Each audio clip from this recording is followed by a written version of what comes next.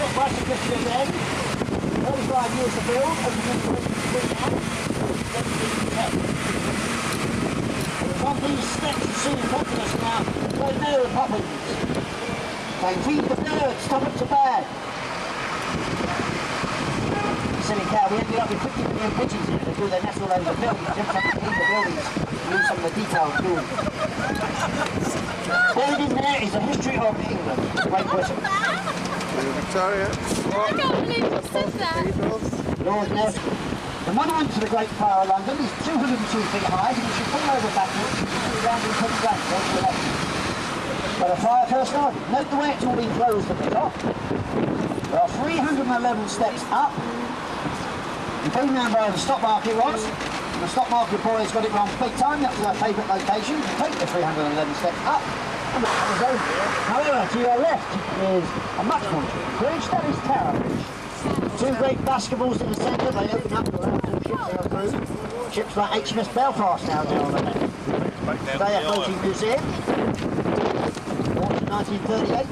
Hunt down the German battleship Charles. June the 6th, 1944. Sword beach at the front. Open fire with the sun. You took the start of the D-Day landing. Later on, let this guy down first. Let this guy down first. Oh, You put it on the standing in a queue. If you can't stop for London Dundee, just so the same set of queues outside, you put fast extra tickets. If you cut the top to the car. Why does anyone... And the strange glass buildings, it's not like all the buildings north of Boston. Still the shaped building you can see on the horizon, that is the Rocket Circuit. Again, it's not like all normal Boston. I won't go into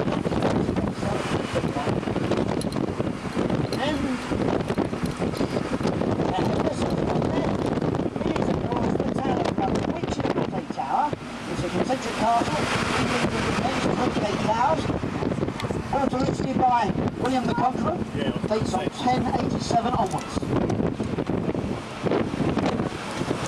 Tower London, London's only castle, with a long and bloody history. Beheaded three of our queens there, Lady Jane Grey, Queen who was 9 days, 17 years old.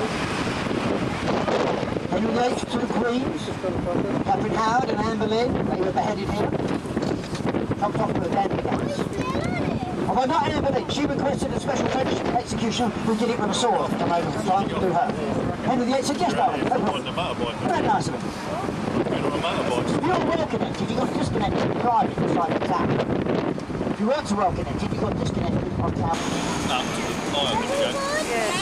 Where are we getting off? With these life jacket symbols. Now we're radio contact with all the emergency services on the river, and if you want the toilets, there are toilets on board. They're downstairs in the after end of the last salon. Everybody happy with that? Good, okay. Well, it's just about 20 minutes to go up to Westminster. That's the next stop, Big Ben. Now on the journey we do pass quite a few buildings of interest. What we'll do for you is point some of the buildings out as we're proceeding upstream. Now we're not guides aboard the boat, not commentators, but Ted or the White Tower. That's the oldest part of the tower itself. All the rest it was added to by the different monarchs over the years.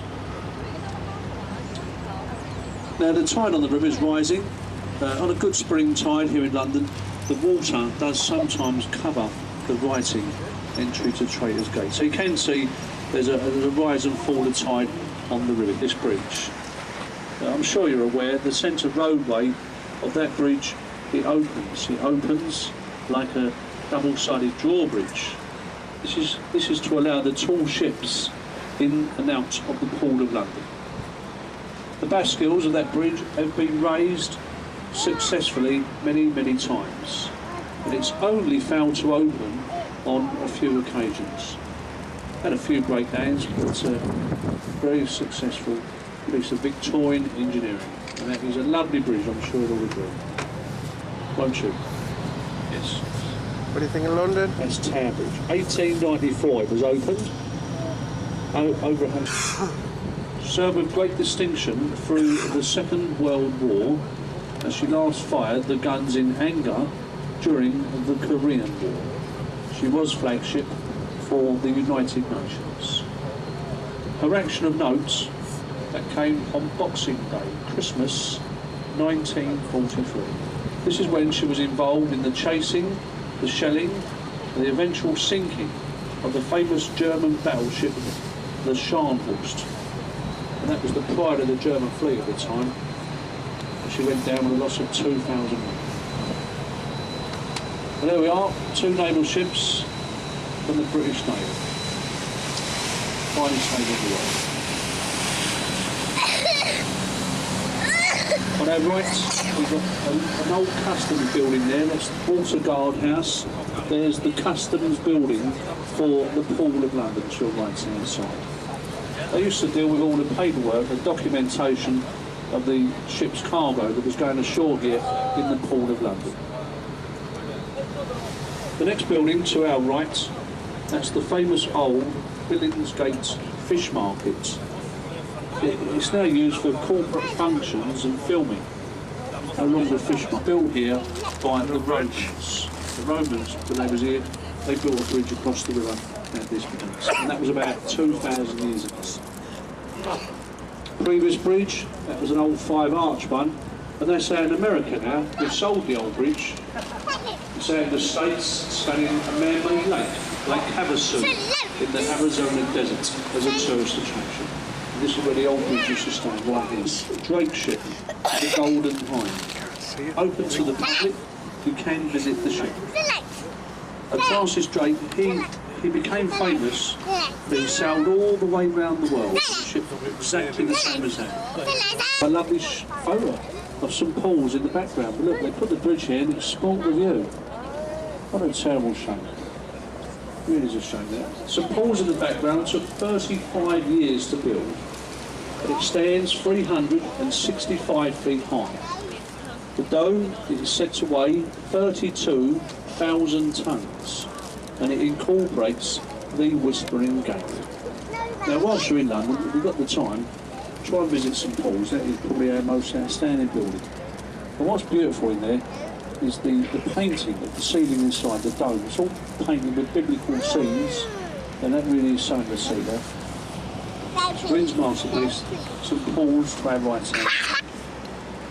Now that bridge, the Millennium Footbridge, is known as the Wibbly Wobbly Bridge. On opening day, in June 2000, it wobbled very, very violently as thousands of people walked across. They got off to a really great start there. It was opened on a Saturday morning by the Queen. It was shut in the afternoon by the police. But they've now strengthened it, and as you see, that's perfectly safe. And on the left, just back there, you see that old power station? That's now an art gallery. That's what they call the Tate of modern art. We're now passing under the Blackfriars bridges. Blackfriars, the railway bridge here, with a station to the right-hand side. Now going through the Brothers, the soap and detergent manufacturers. Next door is the old City of London School for Boys. Some of our past members of Parliament went to school here, and that's where they received their early education. The small red brick building next door, looking like a church, they've got lovely stained glass windows at the front here. That's Sion College and Library, and that's a study for the Anglican clergy. Sion College to our right, a couple of nice old buildings here. Now crossing to your left, this red brick building, the old Stamford Wharf, that used to be a cold storage warehouse. The old walls along the river, they've now been converted into apartments. And on the roof of this building, that was made years ago. Now come back to our right, ladies and gentlemen, children, slightly ahead of the boat. There's a brick archway under the trees. The records were kept here for many years. Old Somerset House on the right. Now ladies, this bridge may interest you. Waterloo Bridge, known on the river as the Lady Bridge. It's got this nickname because it was built by ladies during the war years. During the Second World War, They started building it in 1939. Well, men started building it, but then the war broke out. So the men were drawn away to fight for king and country, and the girls at home done all the construction jobs. And this bridge was one of them. Waterloo Bridge, built by ladies. And what an excellent job they made. Well done, the girls. Especially in those very hard and difficult times. Well done, the ladies. To our right, we have the Queen Mary. She's permanently moored, a floating pub, disco nightclub. There she is, an all-day cruiser from the Clyde. And it was sent over from Egypt in recognition of Admiral Lord Nelson's victory over Napoleon and the French fleets at the Battle of the River Nile. The oldest monument in London, to our right. We're now approaching Charing Cross Railway Bridge. Station on the right-hand side. Waterloo stations are in the background to the left. Look up on the right, there's an impressive modern building up to the right. About 15 years old now, and that's Embankment Place, the one with the curved roof. And this was designed by Terry Farrell, a modern architect, and he did win a prize for the design of the building. He designed it to look like something, see?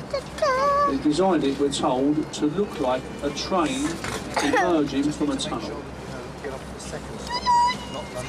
If you look very, very carefully, you can see that it does look nothing like a train emerging from anywhere. But that's what an architecture for you, ladies and gentlemen.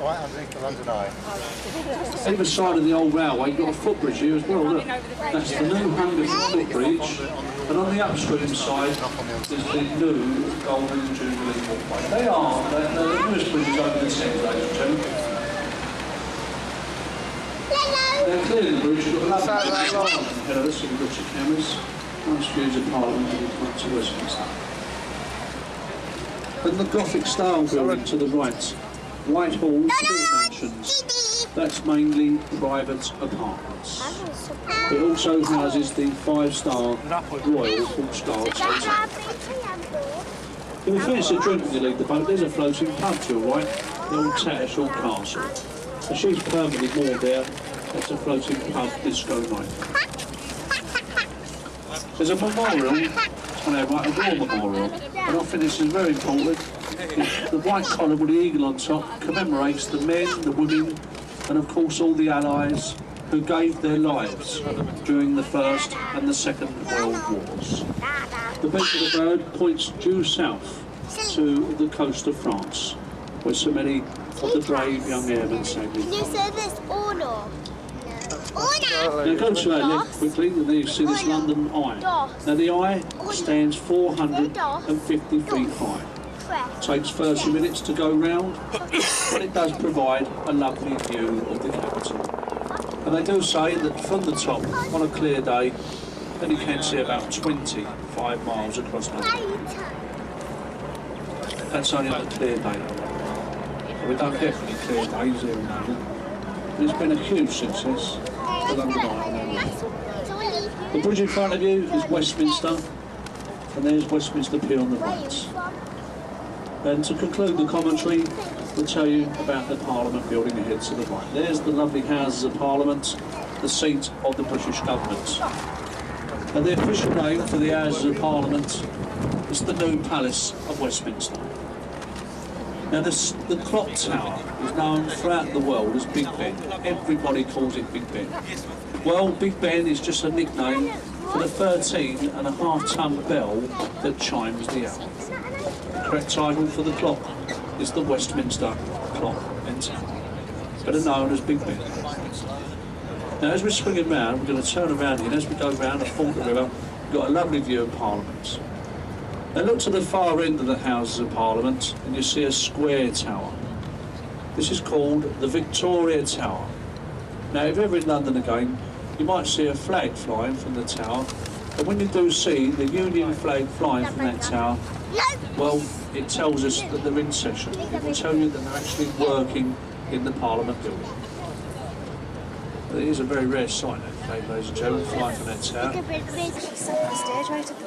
tower.